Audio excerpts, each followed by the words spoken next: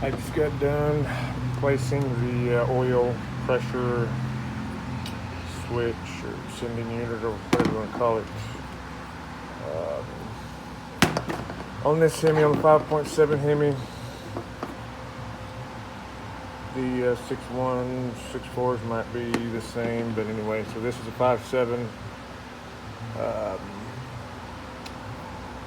If you get zero oil pressure and the engine's still running, or it pegs at 99, the engine's still running fine, and it's got a lot of miles on it, well, that probably should be your first suspect. It's located conveniently behind the alternator. Kind of hard to see there, but you can see the alternator, you can see the water pump. So it will be to the left of the alternator, but then low, so it's lower left. And I don't know if I can show it, there's no way, but there's a gap in this timing cover. Okay, there it is. Through which you can access that switch. I guess you can't really see it. Anyway, so there's a little gap in that timing cover between the alternator and the water pump. It'll be just right here where you will be able to come at that switch there with a 27mm socket, or an inch and 1/16 if you're a dullard and you still use that crap. Anyway, this one I had an extra problem with this one in that it was oriented in such a fashion.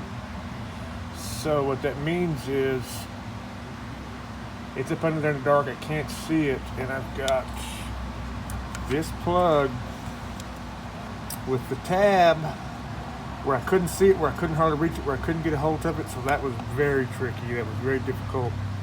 I was able to get it off, obviously, but keep that in mind. Once that's off, you can go at it with a 27mm socket, deep socket.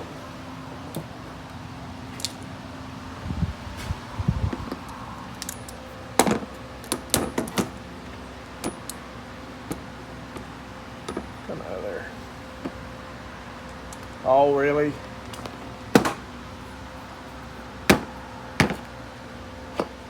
It will fit if you're ever so careful. You can't just jam it in there. So once you've cleared out a path to the sensor, just take your socket and just slowly make contact with it. And once you're over the back side of it, then just slowly rotate it until it'll catch a couple of times. Keep rotating, pushing, and then finally we'll have it on there. I don't know what the torque is. Put it back in. I don't care. I probably got her down about, I'd say, I don't know, 25 pounds. Not even that much. Maybe 18. Not very tight. It went almost all the way in. Giggity. So, where's it right there? I don't know if you can see it. Anyway, obviously you got to take off everything to get to all that. So,